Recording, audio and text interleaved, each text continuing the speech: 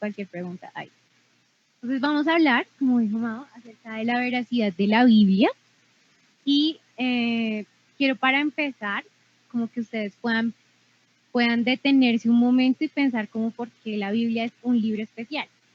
¿Por qué les hago esta pregunta? Porque tenemos muchos libros, como en todo, pues el canon de la literatura universal, libros que son conocidos como las obras cumbre de la literatura, libros que han sido traducidos a muchos idiomas, etcétera. Pero la Biblia siempre está como aparte de todo esto, o sea, hay una singularidad en ella. Tenemos también muchos más libros sagrados, por decirlo así. Obviamente al decir esto me siento así como súper hereje, como hay muchos libros sagrados, no, solamente hay uno que es la Biblia, pero pues en general en la humanidad hay muchos libros que son considerados sagrados para diferentes religiones. Pero, ¿qué hace a la Biblia singular? Y yo quisiera que ustedes detuvieran un momento, pensaran en esto, qué la hace especial, que tal vez le pudieran poner en los comentarios qué hace a la Biblia especial, qué es lo que ustedes creen, piensan, conocen, que creen que la Biblia es un libro especial y diferente a los demás. ¿Por qué? Porque vamos a empezar tocando este punto.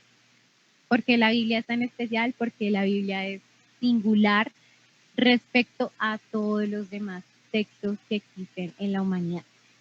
Entonces, vamos a mirar algunos puntos importantes que hacen a la Biblia justamente un texto singular. Vamos a empezar mirando el tema de su continuidad. Entonces, ella es especial por su continuidad. ¿Qué significa eso? Que es especial porque a pesar de haber sido escrita en un periodo de 1500 años, por muchos autores diferentes, más de 40 autores diferentes, de diferentes condiciones sociales, reyes, campesinos, profetas, sacerdotes, etcétera, con diferentes estados de ánimo, porque también fue escrita con diferentes estados de ánimo, entonces algunos estaban muy felices y celebrando, otros estaban en momentos así de una conexión espiritual, mejor dicho, con el Señor, otros estaban quejándose, otros estaban llorando, otros estaban en cautividad, otros estaban libres, en fin. A pesar de todo esto, a pesar también de que fue redactada en 3 idiomas diferentes, el hebreo, el arameo y el griego, que son lenguas que cada una en su momento fue tan importante y bueno, hasta el día de hoy creo que siguen siendo muy importantes dentro de toda la historia y la civilización, que tienen sus diferencias también. Entonces el hebreo, que es como una lengua muy poética, que es una lengua que es como si fuera un pincel que va pintando como cada escena, haciéndola como viva en sus descripciones. El arameo, que aunque se parece al hebreo, tiene un vocabulario mucho más grande, tiene préstamos de palabras de muchas más lenguas y por eso también se dice que quizá transmite las cosas de una manera más exacta y que es una lengua también que digamos que a la vista de muchos lingüistas es como una lengua excepcional porque dicen que hasta el día de hoy como hay algunas personas que la mantienen, el arameo. El hebreo pues ha pervivido por el texto bíblico, ¿no? El pueblo judío todavía mantiene el hebreo, pero ha sido literal solo por el texto bíblico que ellos han logrado mantener su identidad lingüística. Y el griego, que en su momento pues fue como el inglés de la época, la lengua que todo el mundo como que podía hablar, tenía acceso, la lengua de los negocios, la lengua de la cultura, aunque era el imperio romano, igual prevalecía el griego y la cultura griega en ese momento. Entonces, fueron usadas estas 3 lenguas para escribir el texto bíblico y también es un texto que fue escrito, como les dije, en diferentes lugares, en 3 continentes diferentes, Asia, África y Europa. Entonces, como que tiene todas estas particularidades que son tan diversas, pero el punto del texto bíblico que lo hace también muy singular y creo que de hecho es como la base de esa singularidad en su continuidad, es que a pesar de que sean tantos libros con tantas personas involucradas, hay un solo relato contando en todo el texto bíblico y hay un solo personaje principal que es Cristo. Creo que esto hace muy singular al texto bíblico y quiero compartirles como 2 frases que me parecieron muy interesantes. Una es de Samuel Taylor, que fue un poeta y crítico británico, y él dice: yo he encontrado en la Biblia palabras aptas para mis pensamientos más íntimos, canciones para mi gozo, aserciones para mis dolores escondidos y súplicas para mi vergüenza y debilidad. O sea, un texto que contiene todo. Él siendo un escritor, un literato, dijo como, La Biblia contiene todo lo que necesitas. Y una como descripción que hace Josh McDowell acerca del texto bíblico y de por qué es un texto en el que el protagonista es solo uno, en donde dice: la ley provee el fundamento para Cristo, los libros históricos muestran los preparativos para Cristo, las obras poéticas aspiran a Cristo, las profecías pintan las expectaciones de Cristo. En el Nuevo Testamento los evangelios registran la manifestación de Cristo, los hechos relatan la propagación de Cristo, las epístolas dan la interpretación de Cristo y en el Apocalipsis se encuentran la consumación de todas las cosas en Cristo. De principio a fin, la Biblia es cristocéntrica. Entonces, esta es como esa singularidad en su continuidad. Todo lo que está en la Biblia nos va a apuntar hacia Cristo. ¿Qué es lo otro que la hace singular? Su circulación. Entonces, ella es diferente de todos los libros en cuanto a que su nivel de circulación está muchísimas veces más alto que aún el libro que haya circulado más, como el libro más vendido. Entonces, hasta el día de hoy, en el año son miles y miles y miles de Biblias que son impresas y que son vendidas o entregadas o donadas, lo que sea, pero está circulando todo el tiempo. Y aún las personas que siguen comprando las Biblias o recibiendo las Biblias las reciben como un texto que es importante y que es relevante para sus vidas hoy y que realmente trae transformación a las vidas aún hoy. Entonces es excepcional en su circulación. Dicen que no hay ningún otro libro que haya logrado nada semejante a esta circulación constante, como la Biblia. Es también singular por su traducción. Los textos antiguos no era muy común que los tradujeran. Ellos estaban en su lengua y se preservaban, bueno, se preservaban por la tradición oral también, etcétera. Pero la Biblia tiene esta particularidad que aún desde la antigüedad empezó a ser traducida. Entonces tenemos, por ejemplo, la traducción de la Septuaginta, que fue la traducción que se hizo del Antiguo Testamento del hebreo al griego. Del Nuevo Testamento tenemos muchas traducciones, en fin, o sea, como desde la antigüedad empezó a hacerse traducciones y hoy en día el nivel de traducción sigue siendo muy alto. Faltan muchísimas lenguas que necesitan una traducción de la Biblia, pero hasta el momento el nivel de traducción sobrepasa a cualquier otro libro existente.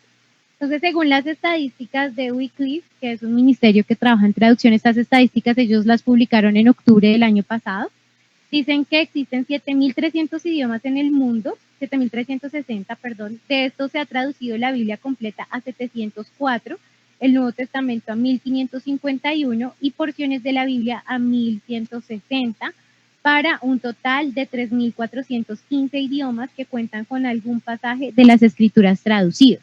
Entonces tenemos 3.415 idiomas que cuentan con algo de las Escrituras. Este es un número que no tiene comparación con ningún otro libro a nivel de traducción. Obviamente nos faltan muchísimas lenguas porque necesitan traducción. Ese debería ser un motivo de oración muy importante, ojalá en nuestra oración diaria, que se pueda llegar a este nivel de traducción en que cada lengua pueda tener algo de la Biblia, ojalá la Biblia completa, pero si no se puede al menos una parte. Pero bueno, este es un nivel de traducción que hace a la Biblia un texto completamente singular.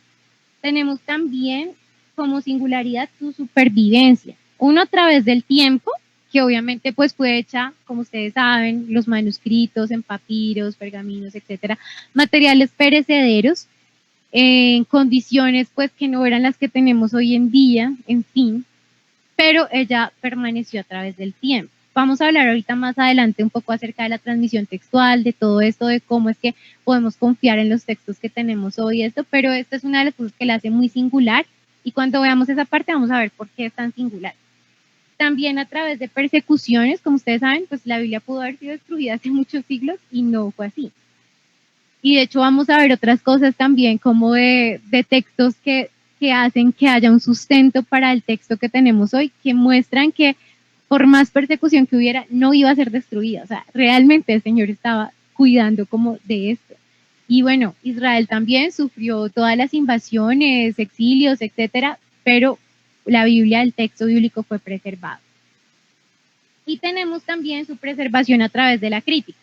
Creo que es evidente que la Biblia suele estar siempre en el ojo del huracán de todos los críticos, ateos, agnósticos, etcétera, de todo el humanismo, y ha permanecido ahí, como que es como que el Señor dice, estudienla, ¿no? Si quieren saber si es verdad o no, porque muchos solamente la ven a través de los lentes de todos los argumentos que se suelen dar, pero sin ir más allá. Y creo que los agnósticos y críticos que realmente han como dado su brazo a torcer así porque han dicho como, bueno, la voy a estudiar de una manera sincera, como realmente desde lo que haría la ciencia y se han dado cuenta de cómo se puede sostener.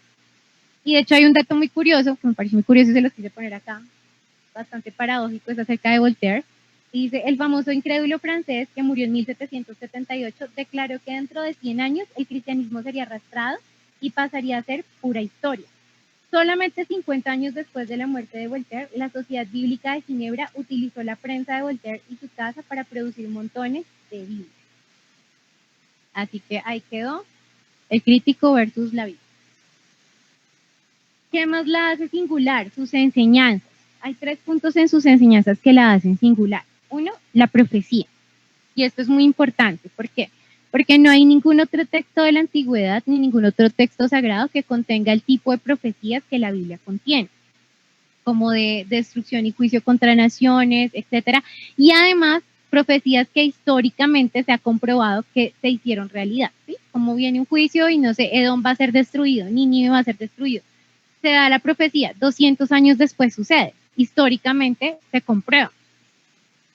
El Mesías. Entonces hubo muchas profecías acerca del Mesías, acerca de la muerte del Mesías. Llega Jesús, vemos su vida y vemos paso a paso el cumplimiento de las profecías. Esto no pasa en ningún otro lado. El Corán no contiene este tipo de profecías. Entonces la Biblia es singular en esto.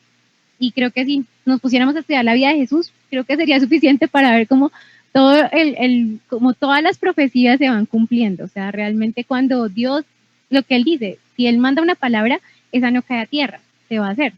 Entonces la Biblia también es singular por esto, es singular por su historia. De hecho, en, digamos, centros académicos de historia, se ha reconocido a los judíos como uy, esta gente fue una dura para hacer historia, o sea, realmente se les da como el mérito. Obviamente sabemos que Dios estaba ahí en medio de esto, y de hecho, dicen los israelitas definitivamente muestran una fuerza intelectual extraordinaria para obras históricas, y el Antiguo Testamento incluye la redacción de historia más antigua que existe. Esto dice la historia antigua de la Universidad de Cambridge. Entonces vemos a la Biblia también singular por su historia. Y tenemos también a la Biblia como un texto singular por su carácter. ¿Por qué? Porque no es un texto que busque poner máscaras a los personajes, que busque como esconder sus errores o algo así, sino que aún los personajes más clave ahí cometen errores, pecan y todo es mostrado. Como lo puro y lo impuro, todo es mostrado, nada se tapa, todo está ahí. Los discípulos, sus errores, sus ocurrencias, etcétera, también todo está ahí, no se oculta. Entonces, en su carácter también es singular.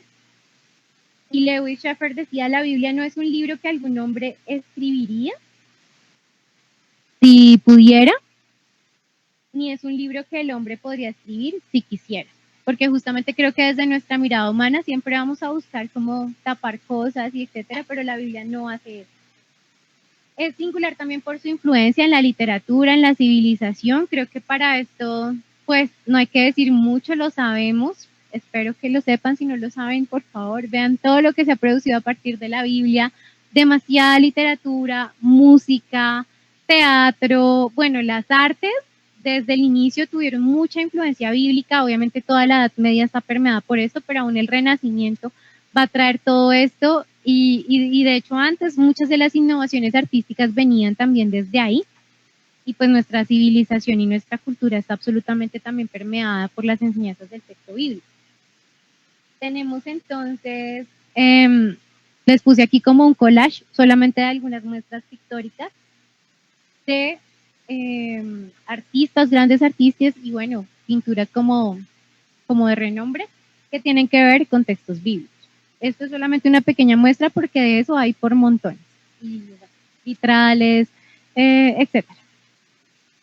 Ahora sí vamos a pasar a como el tema más denso, que es acerca de la historicidad del texto bíblico. Vamos a empezar con el Nuevo Testamento. Y vamos a plantear primero como base 3 criterios para evaluar la confiabilidad de la historicidad del Nuevo Testamento. Entonces, ¿cuáles son los criterios que vamos a usar? Primero, el criterio de la prueba bibliográfica, que es el que evalúa la transmisión de los textos.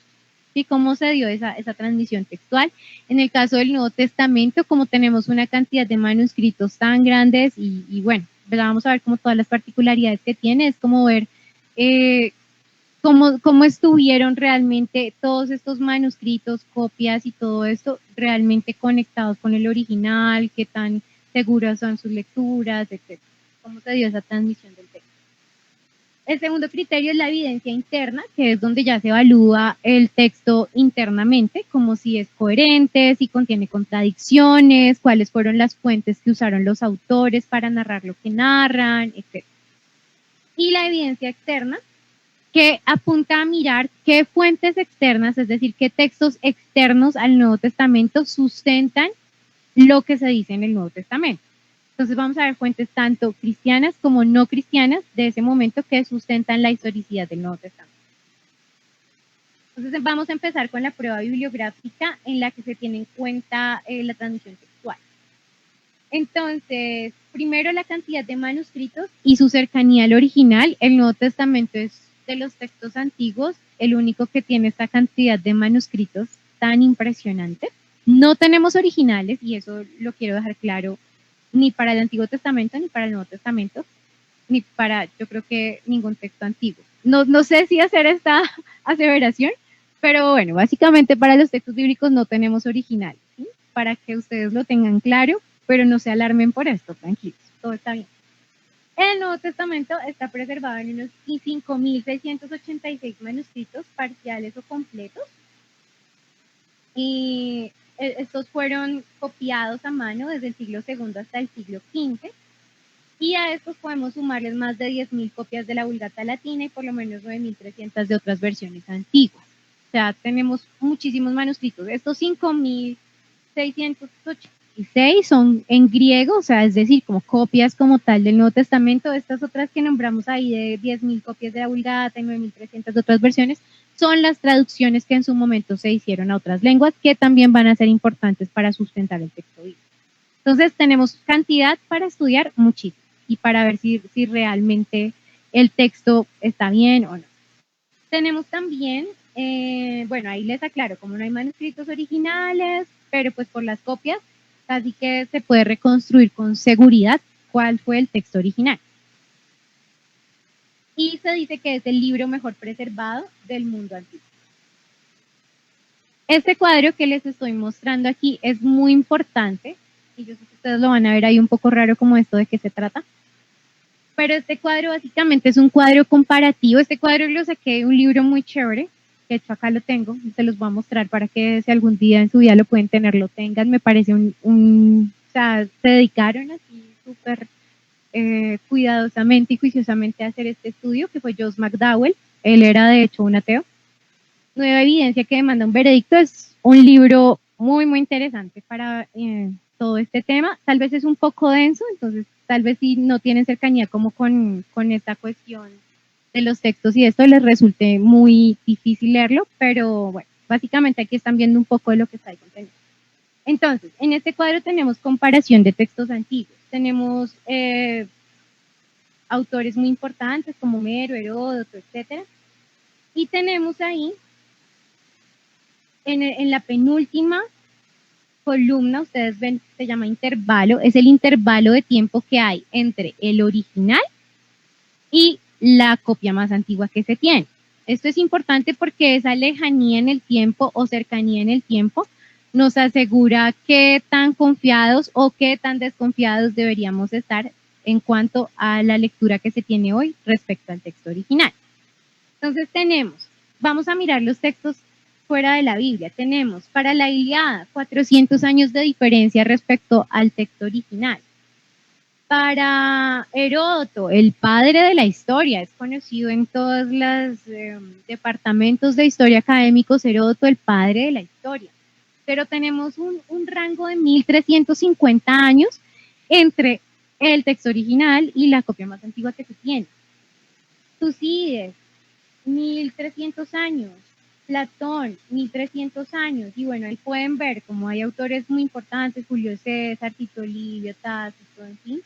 Y tenemos el Nuevo Testamento en la última fila que dice el intervalo entre algunos fragmentos y textos como tales. Entonces tenemos intervalos de 50 años aproximadamente para fragmentos, de 100 años para libros aproximadamente, de 150 años para la mayor parte del Nuevo Testamento aproximadamente, y de 225 años para todo el Nuevo Testamento. Crean, tener un intervalo de 50 años para un fragmento es casi que nada, o sea, es casi que tener el original. Eso es una cosa que no pasa en la literatura antigua, o sea, no pasa. Entonces, esto hace excepcional el texto, esto lo hace único y esto lo hace confiable. Es impresionante si uno lo mira a partir de esta visión de la crítica textual. Ahora, tenemos manuscritos importantes del Nuevo Testamento. Le voy a dar como una pasada muy rápida, ya que no contamos con tanto tiempo, pero básicamente les voy a ir mostrando cómo tenemos este manuscrito, John Ryland, que data del 130 después de Cristo, y pues teniendo en cuenta, digamos que este es un fragmento del Evangelio de Juan, teniendo en cuenta que el Evangelio de Juan, ahorita más adelante vamos a ver, pero fue más o menos escrito como, o sea, antes del año 80 después de Cristo. Entonces, pues es como como la afirmación a la que se llegaría. No todos los críticos dicen esto, pero es como lo que creeríamos hoy. Mejor dicho, hoy yo creo eso, ¿sí? Que soy la que les estoy enseñando. Tal vez otras personas digan otra cosa. Pero básicamente tenemos un intervalo muy corto hacia el 130 después de Cristo. Este es el más antiguo que se tiene. Tenemos el papiro Bodmer, que ahí ven la datación, 150-200 después de Cristo. El papiro Chester, 200 después de Cristo. Y bueno, aquí una serie también de manuscritos que tenemos. El de Atesaron, el Códice Vaticano, que es como uno de los más importantes porque se dice que es como el más confiable del Nuevo Testamento y está datado del 325 al 350 después de Cristo. El Códice Sinaítico, el Códice Alejandrino, en fin, ahí pueden ir viendo como fechas que no son lejanas de lo que sería el original, que contienen los evangelios, los hechos, ahí les puse también con un poquito que contiene. No contienen todo el Nuevo Testamento, pero sí le contienen casi todo. Ahora, respecto a la precisión de los manuscritos apoyada en varias versiones, aquí es donde vamos a hablar un poco de las traducciones antiguas. Entonces tenemos traducciones al siriaco y al latín que fueron hechas alrededor del 150 después de Cristo, es decir, son traducciones muy tempranas, muy tempranas, y hay más de 15.000 copias de diferentes versiones. Entonces, a partir de las traducciones, obviamente, digamos, no sé, cogimos la Vulgata latín, vamos a estudiarla, si sabemos latín.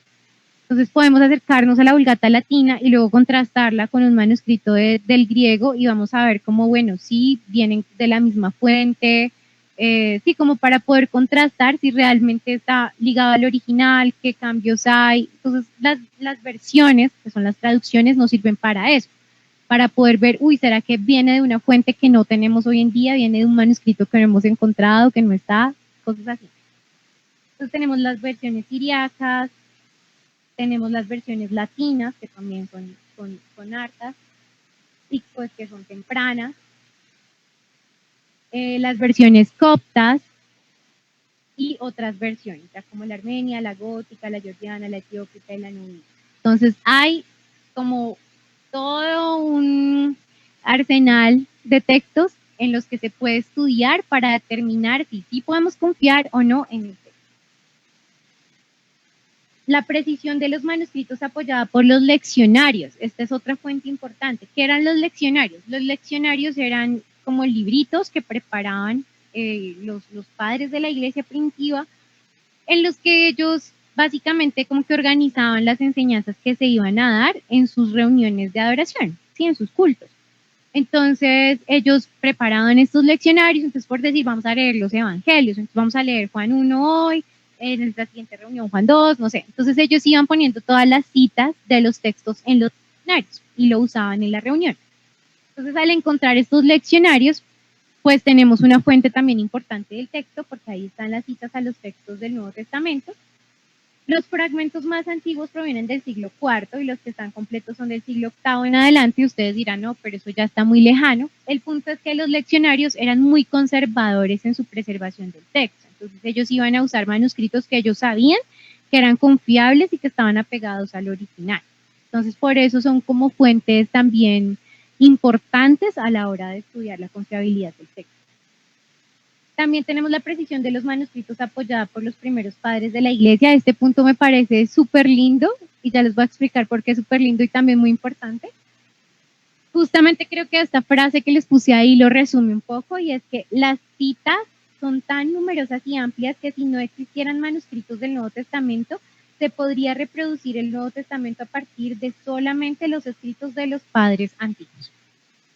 Y esto me parece muy lindo porque tiene que ver también con esta singularidad del texto, de su preservación, siento yo, no sé, ustedes dirán.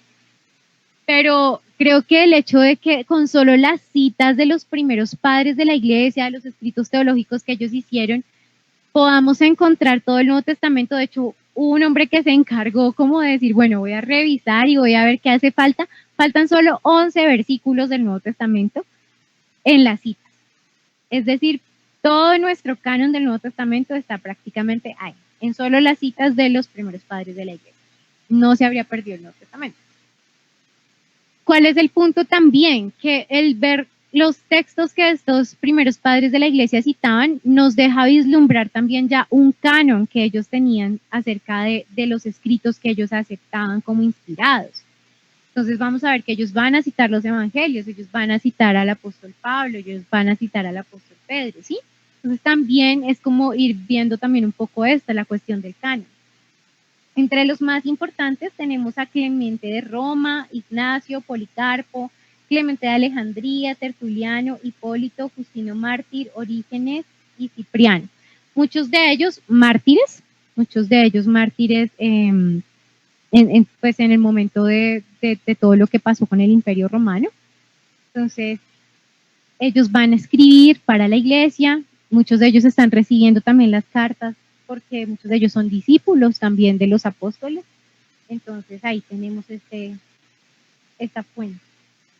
Ahora, para también probar la evidencia interna del Nuevo Testamento, vamos a pasar ahora a la evidencia interna. Primero, tenemos que tener en cuenta el beneficio de la duda, que es muy importante a la hora de hacer investigación.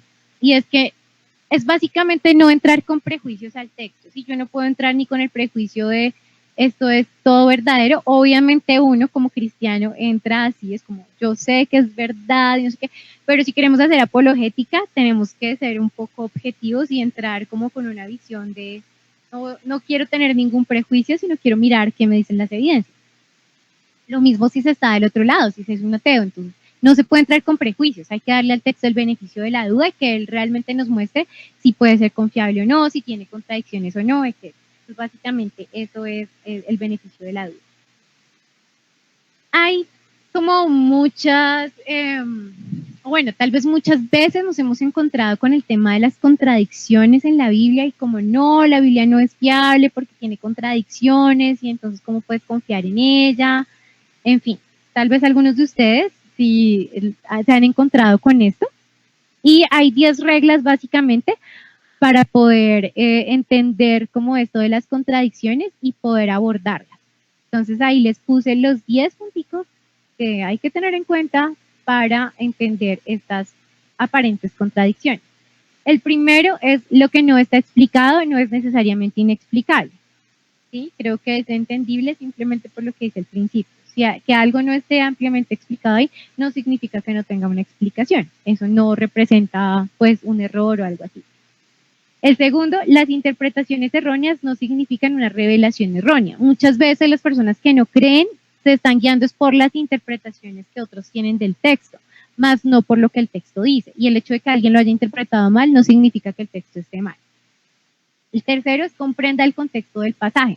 También muy importante, porque siempre que se agarra un pasaje fuera del contexto, pues se puede armar, mejor dicho, quién sabe qué clase de herejía. Entonces, el contexto siempre, para poder entender si realmente llega a haber una contradicción o si simplemente es aparente y en el contexto se va a explicar.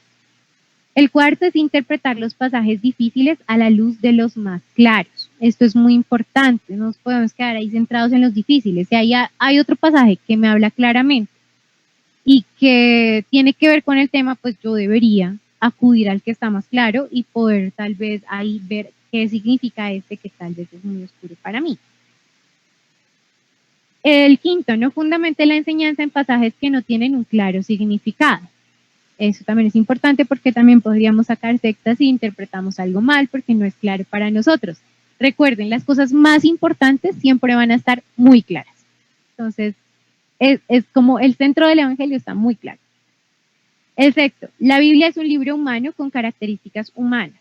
Esto también es muy importante porque muchas veces por creer, no sé, como los musulmanes que creen que el Corán es una copia exacta del que está en el cielo, etcétera, entonces nos encontramos con cosas que son como, uy, no, ¿qué pasó aquí? O que aquí hice una cosa, aquí otra, etcétera. A veces los números que aparecen en la Biblia, en fin, que son de hecho características de los textos antiguos, nos meten en conflicto, pero tenemos que entender que es un libro humano con características humanas también.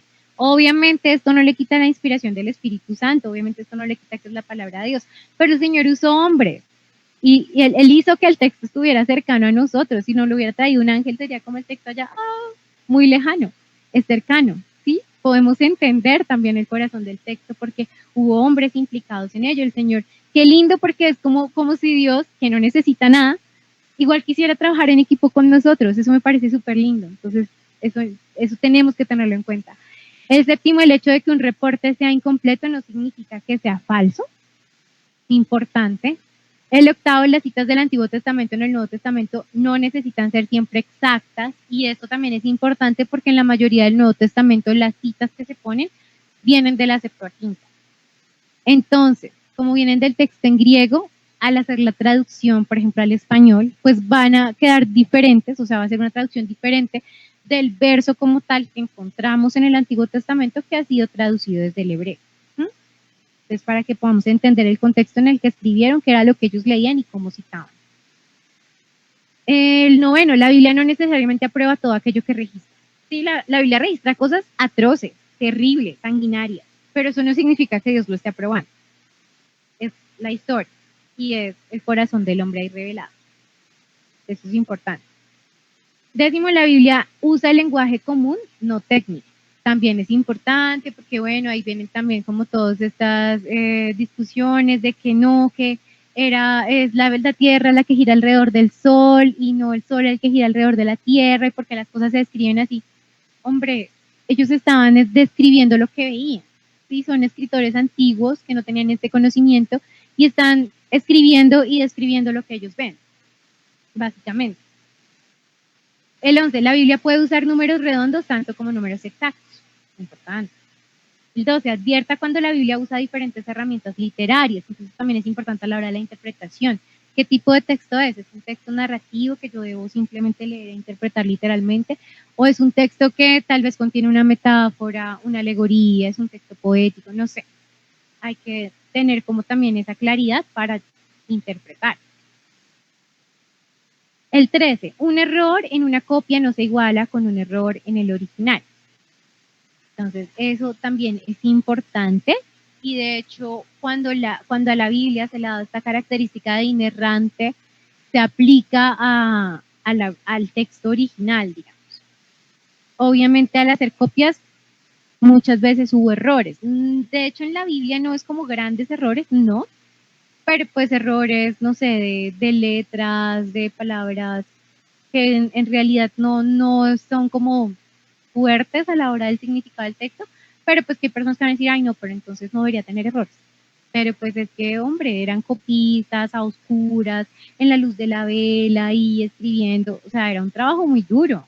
Y eso que los judíos eran, ahorita vamos a mirar lo que hacían, ellos eran impresionantes en este trabajo. El 14, las declaraciones generales no necesariamente significan promesas universales. Y el 15, la revelación posterior reemplaza a la revelación previa. No significa como que haya dos revelaciones o algo así, sino como que es una revelación progresiva, como que vamos entendiendo progresivamente este plan de Dios, bueno, todo lo que se va dando, el camino que Él va trazando hacia la consumación de todos los tiempos que está allá en Apocalipsis, que muchas de esas cosas yo estoy segura que no entendemos, pero que un día las vamos a entender. Entonces, es como tener en cuenta eso. Bueno, la prueba de la evidencia interna también acerca de las fuentes primarias. No les voy a leer estos textos que están acá porque no nos alcanza el tiempo, pero básicamente muchos de los autores del texto del Nuevo Testamento claramente hablan de que fueron o testigos oculares o que se lo contó alguien que fue un testigo ocular y este tipo de cosas. Entonces, bueno, hay como algunos textos bíblicos en donde podemos revisar eso. Y esto es muy importante, también les voy a leer lo que dijo William Foxwell. Dice, podemos hoy ya decir enfáticamente que no hay más ninguna base sólida para fechar ningún libro del Nuevo Testamento después de alrededor del año 80, 2 generaciones completas antes de la fecha entre el 130 y el 150, dada por los críticos más radicales del Nuevo Testamento de la actualidad. Así que esto es lo que se puede ver como se cree que todos los evangelios y bueno, los libros hechos del Nuevo Testamento estuvieron escritos antes del 80, es decir, como en todo ese primer siglo. Hay fechas, ahí les puse como 2 cuadritos de las fechas de los conservadores, las fechas de los liberales, pero básicamente sí, la evidencia apunta hacia eso, ya con los hallazgos de manuscritos, con los tipos de, no sé, a veces también de caligrafía, todo lo que se usaba apunta hacia eso. Tenemos también la evidencia externa del Nuevo Testamento, que son los escritos de primeros cristianos. Entonces tenemos diferentes escritos cristianos que nos hablan acerca del Nuevo Testamento y son una evidencia para ello, y también escritos de textos no cristianos que nos hablan también como de esta evidencia histórica de que Jesús fue real y eso. Entonces ellos escribían, por ejemplo, tenemos, no sé, a Tácito y a Suetonio hablando de esta gente que tiene como ahora una doctrina muy rara y esta gente está como loca y tiene unas supersticiones muy raras y están como alborotados. Tácito le llama, de hecho, en su texto Cresto, pero lo que se cree Crestos, lo que se cree es que él se equivocó y en realidad era Cristo, era como lo que él estaba escuchando, ahí él era alguien del Imperio Romano, pero él estaba diciendo como esta gente, y bueno, están hablando también porque Nerón les echó la culpa de la quema de Roma y todo esto. Suetonio entonces también va a hablar sobre ello. Josefo, que era un historiador judío, que bueno, acerca del texto de Josefo hay como una discusión acerca de lo que él realmente dijo, pero el punto con el texto de Josefo es que da una veracidad histórica de que Jesús existió, independientemente de que él opinara bien o mal de Jesús. Y las evidencias arqueológicas que cada vez son más grandes, que sigue habiendo descubrimientos y que bueno, de eso sí le pueden preguntar mucho a Amado, que es súper experto en todo el tema arqueológico. Ahí les puse como algunas cositas de la arqueología. Ahora, vamos muy rápido con el Antiguo Testamento. Nos quedan solo 3 minutos antes, Señor. Entonces, tenemos para el Antiguo Testamento la transmisión textual, será esa precisión del proceso de hacer copias a través de la historia y la confirmación arqueológica. Creo que lo que es muy importante del texto del Antiguo Testamento es justamente la transmisión textual. ¿Por qué? Porque ellos eran muy serios con esto, eran realmente muy serios, solo que ellos concebían las cosas de una manera diferente a como las concebimos nosotros. ¿Por qué no tenemos textos muy antiguos del Antiguo Testamento? Porque básicamente para ellos no era importante. Es decir, si ellos tenían a un grupo de judíos entrenadísimos para que el texto fuera exactamente la copia exacta del original, o sea, con una serie de normas súper restrictas, ellos decían, pues, ¿para qué guardamos el texto viejo? Si está deteriorado, si ya se dañó, si ya tenemos el nuevo. No lo guardaban. Ellos tenían unas cosas que se llamaban los kenizás, que era como el cuarto de San Alejo, por decirlo así, el cuarto de San Alejo de los rollos. Entonces ellos ponían allá los rollos que se habían deteriorado ya, que ya estaban viejitos, o los rollos que en su proceso de copia se había cometido un error. Entonces se cometió un error, no, grave, se dañó el rollo para el genizar. Luego de eso, los quemaban, como si se llena el genizar, los quemaban y ya. Ellos no sabían que para nosotros hoy iba a ser muy importante, que ojalá no los hubieran quemado, no hubieran hecho eso. Pero bueno, la cuestión era que para ellos el texto que tenían nuevo, pues ya, o sea, era el texto, era la fiel copia del anterior, entonces no necesitaban el anterior porque ¿para qué? Y quiero como mostrarles un poquito, así rápidamente, como las normas que ellos tenían, que me pareció muy interesante a la hora de esta cuestión de la copia de los textos. Entonces, Un rollo para uso de sinagoga tiene que estar escrito en la piel de animales ceremonialmente limpios, debe ser preparado para el uso de una sinagoga particular y hecho por un judío. Las partes del rollo deben ser enlazadas por lazos tomados de animales ceremonialmente limpios. Cada trozo de piel debe contener cierto número de columnas y tales trozos deben ser uniformes a través del códice. Cada columna debe tener una altura de entre 48 a 60 líneas con una anchura uniforme de 30 letras. El rollo completo debe ser diseñado con las primeras líneas o trazos iniciales. Si se escribieran 3 palabras sin su primera línea o trazo inicial, el rollo quedaría anulado y sin valor. La tinta debe ser de color negro, no rojo, verde ni ningún otro color, y debe ser preparada según una receta autorizada. Una copia auténtica debe ser hecha de un ejemplar o modelo del cual el copista no debe variar en lo más mínimo. Ninguna palabra ni letra, ni siquiera una yod, debe escribirse de memoria, sin que el escriba mire el códice modelo que tiene delante de sus ojos. Entre cada consonante debe insertarse el espacio de un pelo o un hilo. Entre cada nueva sección, en hebreo parashá, debe haber el espacio de 9 consonantes. Entre cada libro, el espacio de 3 líneas. El quinto libro de Moisés tiene que terminar exactamente con una línea completa, pero los demás libros no tienen que terminar así. Además, el copista debe hacer su trabajo vestido con traje judío completo y su cuerpo debe estar completamente bañado. No debe comenzar a escribir el nombre de Dios con una pluma que acaba de meter en la tinta y mientras escribe ese nombre no debe desviar su atención aunque un rey se dirija a él. Esta es la seriedad con la que ellos miraban el hecho de las copias. Y cuando aparece también todo el tema de los masoretas, que es como este último grupo que recibe, por decir, la herencia de cuidar del texto, ellos tenían unas técnicas de memotecnia y de números y de todo para saber que realmente el texto que ellos acaban de copiar era exacto al original. Entonces esto es lo que pasó con los textos del Antiguo Testamento. Antes del descubrimiento de los rollos del Mar Muerto, pues las copias que se tenían no eran como lo suficientemente antiguas, por decir, como para saber, bueno, realmente es fiable, fueron los primeros, o sea, es parecido a los textos originales, etcétera.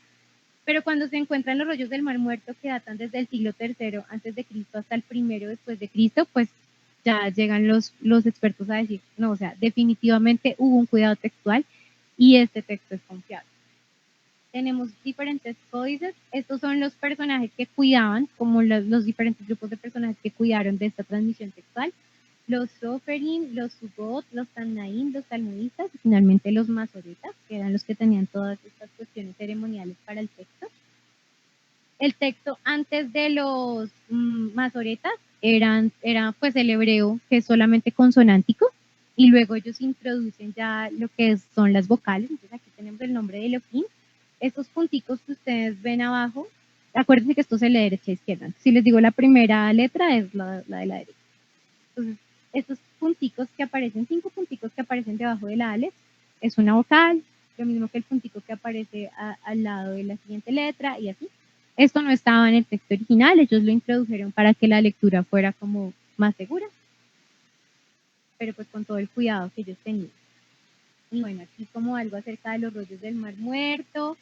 Y esto ya un poco para concluir, que me parece muy importante, y es que una de las cosas importantes a partir de los rollos del Mar Muerto fue también ver como todo el rollo del libro de Isaías, y que uno de sus capítulos pues es bastante controversial para los judíos, porque pues no creen en el Mesías, que es el capítulo 53, la profecía mesiánica de Cristo, del sacrificio de Cristo, y dice, Miller Burroughs dice, de las 166 palabras del capítulo 53 de Isaías se cuestionan solamente 17 letras. 10 de estas letras tienen que ver con asuntos de ortografía que no afectan el significado. 4 letras más son asunto de estilo como conjunciones. Las restantes 3 letras hacen la palabra para luz, la cual es agregada al versículo 11 y no afecta notablemente su significado. Además, esta palabra tiene apoyo de la Septuaginta y también de uno de los rollos de Isaías encontrados en las cuevas del Mar Muerto. Así que en un capítulo de 166 palabras, hay solamente una palabra de 3 letras que da debate o cuestionamiento después de 1000 años de transmisión. Y esta palabra no cambia notablemente el significado del pasaje. Así que este es el nivel como de seguridad que podemos tener en el texto. Por aquí hay un cuadrito acerca de todo lo que se encontró en los rollos del Mar Muerto. Vemos que el único libro que no se encontró fue Esther. que fue un libro debatido, pero pues los judíos lo mantuvieron, ellos de hecho siguen celebrando la fiesta que sale a partir del milagro que Dios hizo y que cuenta la historia del libro de Esther.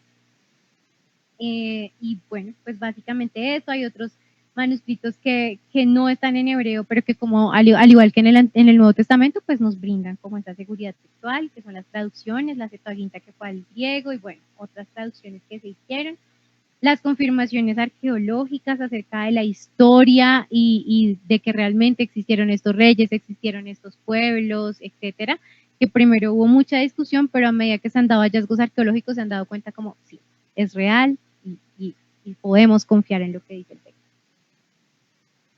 Y también las confirmaciones que hace el Nuevo Testamento al Antiguo Testamento. Entonces son las citas que el Nuevo Testamento tiene del Antiguo Testamento. Ahí puse como muchas. Ustedes después van a tener la presentación y van a poder verlas. Y ya. Básicamente es esto.